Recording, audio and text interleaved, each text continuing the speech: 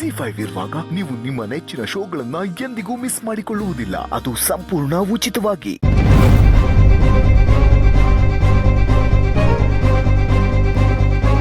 ಓಹೋ, ದಂಡು ದಾಳಿ ಎಲ್ಲ ಒಟ್ಟಿಗೆ ಮುಖಕ್ಕೆ ಸೇರ್ಕೊಂಡಿದೆ.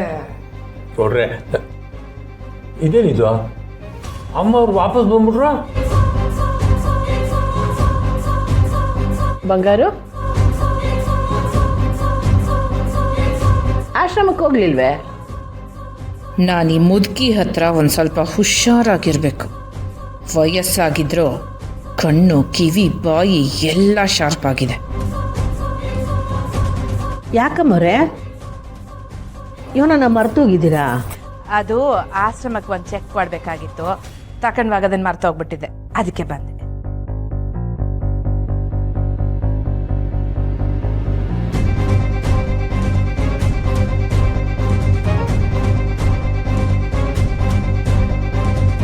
ಅವ್ವ, ಕೋದಂಡ ಇಲ್ಲಿ ಊಟಕ್ಕೆ ತಡ ಆಗ್ಬಾರ್ದಲ್ವೇ ಮಗ, ಅದಕ್ಕೆ ಅವನ್ನ ಮುಂದಕ್ಕೆ ಕಳಿಸಿ.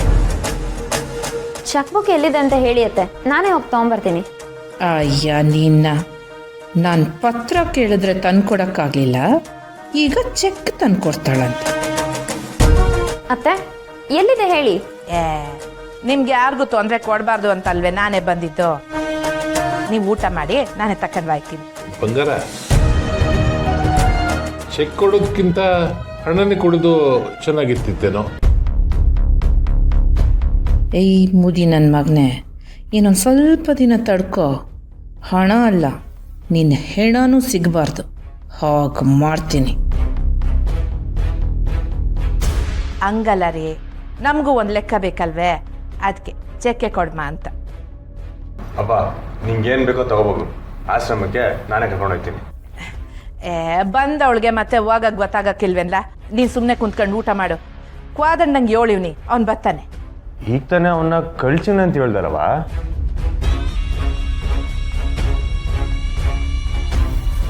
ಅಯ್ಯ, ಹೋಗ್ಬಿಟ್ಟು ತಿರ್ಗಿ ಬರ್ತಾನೆ ಕಲ. ನೀವು ಊಟ ಮಾಡ ಮಗ. ಅವ್ವ, ಪುರೋಹಿತರಿಗೆ ದಾನದ ಸಾಮಗ್ರಿ ಗಂಟು ಎತ್ತಿಟ್ಟಿದ್ದೀನಿ ಅಂತ ಹೇಳಿದ್ರಲ್ಲ, ಅದೆಲ್ಲಿದೆ ಅವ್ವ? ಯಾವಳಿಗೆ ಗೊತ್ತು.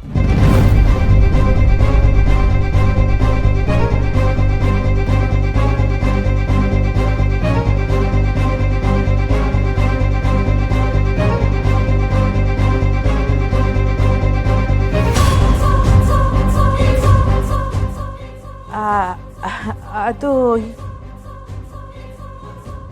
ಎಲ್ಲೋ ಮಡಗದ್ನಲ್ಲ, ಕೆಪ್ತಿಗೆ ಗೊತ್ತಿಲ್ವೇ? ಹೊಸು ದಾನದ ಗಂಟನ್ನ ನಾನು ತೆಗೆದಿಕ್ಕಿವ್ನಿ, ಆಮೇಲೆ ಕುಡಿವಂತೆ. ಸರಿ ಅವ್ವ. ಬಂಗಾರ, ಆಮೇಲೆ ಯಯ್ಯ ಊಟ ಕುಂತ್ಕೊಂಡವ್ರ ಅದು ಯೋಟೆಲ್ಲ ಮಾತಾಡ್ತಿದ್ದೀರಾ. ಸುಮ್ಕೆ ಎಲ್ರು ಊಟ ಮಾಡಿ, ನಾನು ಬಂದು ಕೆಲಸ ಮುಗಿಸ್ಕೊಂಡು ಬಾಯ್ತೀನಿ. ಮಾಡಿ ಊಟ ಮಾಡಿ. ಹೊಸಿ ನಿಂತ್ಕೋ.